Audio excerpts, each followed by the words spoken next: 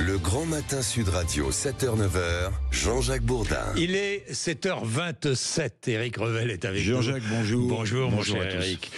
Les retraités vont-ils mettre la main à la pâte? Alors attention, soyons prudents, c'est Astrid Panosyan-Bouvet qui a lancé le vous ballon expliquera d'essai. tout ça vendredi. Oui, et comme elle est là vendredi, là je peux vous dire que je vais pas la lâcher, je vais la tenir, l'accrocher au mollet et je essaierai de lui faire dire la réalité des choses. Oui ou non, est-ce que les retraités, ceux qui touchent des pensions supérieures à 2000 ou 2500 euros, Elle n'a pas été très mis claire.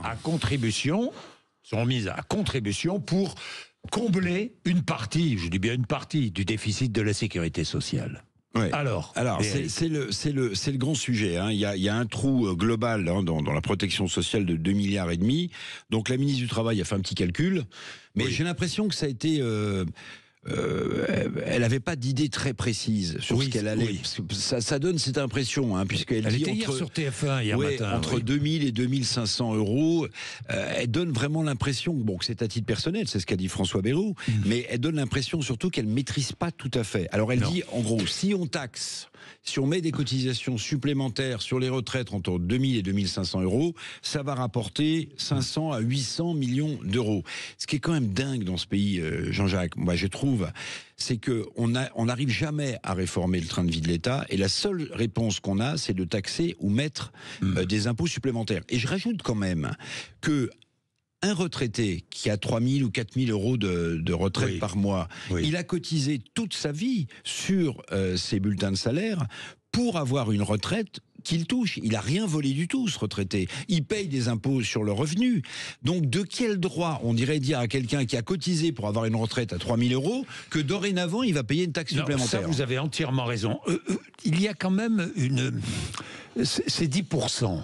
C'est 10% Alors, l'abattement. D'abattement. Bon. Ça, non, mais pourquoi est-ce qu'un retraité touche à un abattement de 10%? Mais vous avez raison, c'est peut-être là-dessus que va jouer in fine le gouvernement. Parce que, en fait, les retraités vont souffler quand ils vont abandonner ce ballon d'essai de taxer entre 2000 et 2500. Et derrière, ils vont prendre l'abattement de 10%. Et ils se diront, c'est un moindre mal. Voilà. Oui, je suis assez d'accord avec vous. Alors, il y a quand même le patron du MEDEF, Patrick Martin, qui soutient l'idée de taxer les retraites. Alors que le patron du MEDEF se plaint, mais alors pour les entreprises, de trop de taxes et de trop d'impôts. Vous voyez, il est étonnant d'ailleurs, ce patron du MEDEF, entre parenthèses. Mais enfin, il y a quand même 100 milliards de dividendes qui ont été versés. Alors, c'est ce que disait Olivier Falorni tout à l'heure. Il a raison. 100 milliards de dividendes, on peut quand même ponctionner une partie, me semble-t-il, de ces 100 milliards de dividendes. Mais bon, autre chose.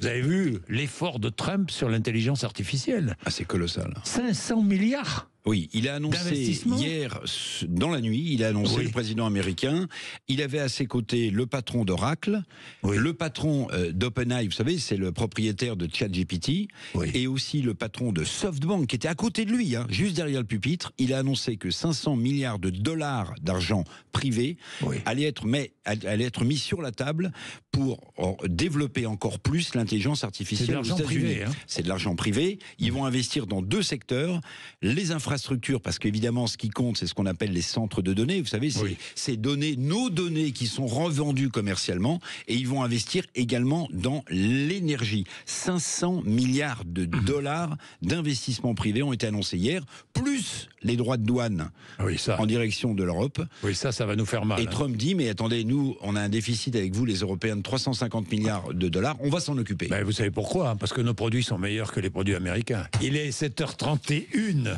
vous êtes sur Sud Radio.